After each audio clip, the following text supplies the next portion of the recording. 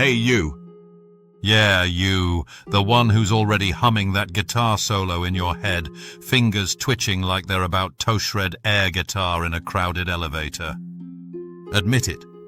Comfortably Numb by Pink Floyd isn't just a song. It's that earworm that sneaks up on you during a traffic jam or a midnight scroll, turning your dashboard into a stage or your feed into a fog machine haze.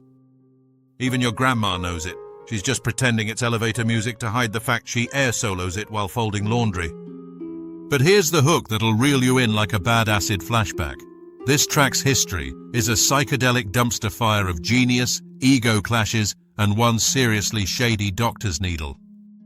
From a horse-tranquilized haze in '77 Philly that left Roger Waters feeling like a puppet on strings, to a guitar duel so epic it nearly imploded the band mid-take. We're talking Pink Floyd Comfortably Numb history, weirder than a back-masked bootleg promising satanic recipes for tea. Stick around because behind the solo, the one that's wrecked more eardrums than a stadium full of hair metal banshee wails, lies a story that'll numb your scroll finger and wake your inner rock nerd. What if I told you this numb anthem almost ended up as lounge lizard fodder? Or that its creation sparked a feud hotter than a sold-out mosh pit? Let's dive in, shall we? Because if you're here for the song's secrets, the behind-the-solo dirt, you're in for a ride that'll leave you comfortably unsettled. Picture this. It's 1978, and David Gilmour's holed up in his home studio, nursing a riff that's equal parts Moody Sunset and Rainy Tuesday Blues. He's fresh off Pink Floyd's In the Flesh tour, you know, the one where they had giant inflatable bricks and a pig that almost caused an airport evacuation. Yeah, that level of prog rock pomp. Anyway, Gilmour's tinkering away on what was supposed to be his solo debut album, and out pops this chord progression. Slow burn verses that crawl under your skin like fog off the Thames, building to a chorus that hits like a velvet hammer. At first, it's got this loungy vibe, think cigarette smoke in a dimly lit jazz bar. Gilmour crooning about lost loves over a sax solo that never quite happens. Harmless, right? Almost scrapped it for being too tame. But then Roger Waters gets wind of it. Waters, the brooding bassist with a chip on his shoulder the size of the Berlin Wall he hasn't built yet. He's been stewing since '77, when Pink Floyd rolled into Philadelphia for a gig that could have been their last, if not for one particularly sleazy venue doc. Cut to that fever dream night, July '77 Spectrum Arena, Philly. Waters is doubled over backstage, gut twisting like he's swallowed a bad burrito, or, as fan whispers go, early hepatitis flares. The tour's a meat grinder. Floyd's playing to 15,000 screaming fans nightly, but Waters? He's puking his soul out, convinced he's dying mid-set. Enter the doctor, some hack in a white coat courtesy of the promoter, who jabs him with a syringe full of muscle relaxants. Not horse tranquilizer, mind you. That's the myth that grew legs like urban legend weed. No, it's just enough trank to turn his insides to jelly, numb his pain, and prop him up like a marionette for the show. Waters staggers on stage, strums through animals like a zombie on autopilot, feeling colors melt and the crowd blur into a distant hum. There is no pain. You are receding, he thinks, or something like that. Fast forward a year, and he's got lyrics scribbled on a napkin. That eerie dialogue between a slimy manager, "Come on now, wake up," and a fading rock star, "I have become comfortably numb." It's not about drugs, Waters swears. It's the alienation, the machine grinding artists into oblivion. But damn if it doesn't echo that Philly pump like a bad echo in a concrete hallway. So Gilmour's got the music, Waters crashes the party with words that cut deeper than a rusty razor. They jam it together for the wall sessions, but oh boy, ego alert. Waters, riding high on his rock opera vision of emotional bricklaying, wants total control. Gilmour? He's the Polish king, pushing for hooks that don't drown in Waters' swamp of despair. "This riff's mine," Gilmour grumbles. "These lines are pure me," Waters snaps back. It's like watching two chefs fight over the last truffle in a kitchen that's already on fire. What if Waters had OD'd on tea instead? The Wall becomes Politely Numb, a concept album about queuing for crumpets and passive-aggressive garden gnomes. But nah, they collide and boom, magic laced with mutiny. The verses slink in like a cat burglar, Waters' bass thumping like a heartbeat on life support. Then Gilmour's guitar wails in, painting despair in electric strokes. Mini cliffhanger. Will this fragile Frankenstein track survive the studio wars, or will it get bricked into obscurity? Spoiler, it does, but not without scars that run deeper than those iconic solos. Fast forward to Super Bear Studios in the French Alps, 1979. Pink Floyd's holed up in a chateau that looks like a Bond villain's lair, recording The Wall amid avalanches of coke-fueled paranoia and producer Bob Ezrin playing referee with a whistle made of pure stress. Waters Baby is this double album beast, a semi-autobiographical fever dream where Pink, our walled-off rock star alter ego, builds barriers against the world. Mamas smothering teachers' canes, groupies' claws. Comfortably Numb slots in as the numb pinnacle, right before the Hammers march and the wall crumbles. But getting there, pure shenanigans. Waters dictates like a dictator in bell-bottoms, demoing every inch on acoustic guitar, while Gilmour's fighting for breathing room. Too many words, Gilmour gripes. Too much polish, Waters fires back. Tensions simmer like a pot of overboiled prog stew. Rick Wright's already on thin ice. Nick Mason's drumming through migraines. And the solos? Oh, the solos. That first one mid-song, the hopeful cry. Gilmour nails it in a handful of passes, all yearning bends and slides that scream, I'm still here. But the Big Daddy, the 2-minute climax that curls your toes. Legend says 107 takes, but that's Waters throwing shade like a pro wrestler. Gilmour laughs it off, 5-6 tops, pieced together like a guitar quilt by Ezrin. I laid down a bunch, Gilmour later shrugs, and we stitched the best bits. It's Frankenstein's riff. One takes fire-breathing sustain, another's weeping vibrato, all layered over a bed of reverb so thick it could cushion a moon landing. What if they'd called it quits after take 3? We'd have a lounge version for dentist offices, numbing cavities instead of souls. The Wall drops November 79, a brickbat to the music world. 30 million copies later, it's the mother of all concept albums.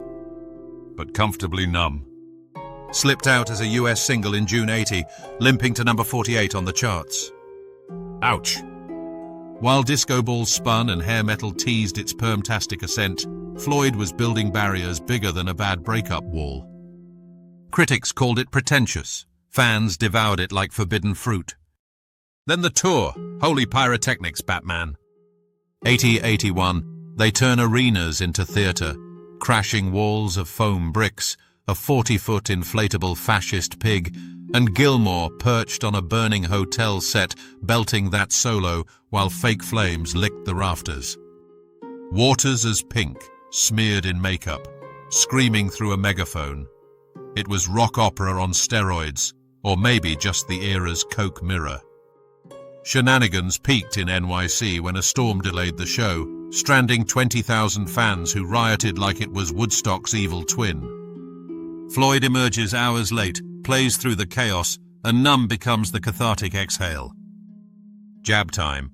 While Poison was poofing up their bangs for every rose has its thorn, Floyd was thorn-pricking the psyche, proving prog could punk harder than a sub-pop single. But backstage?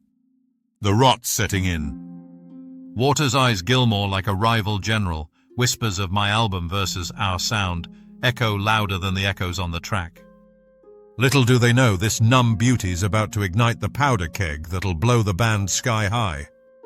And blow it does. Post-Wall, the feud erupts like Vesuvius on a bender. Comfortably Numb, that serene eye in the storm, becomes ground zero for the myth-making machine. First, the debunkables. No, there's no backmasked Satan chanting buy more merch. Just pure emotional void, a sonic black hole sucking in your feels. Fans spin tales of Heroin Haze or Syd Barrett's Ghost, but Waters insists it's that Philly jab, the ultimate disconnect, manager shoving you on stage while your spirit floats away. Hello? Is there anybody in there? It's the crowd's roar, the spotlight's glare, numbing you to the bone. Gilmour?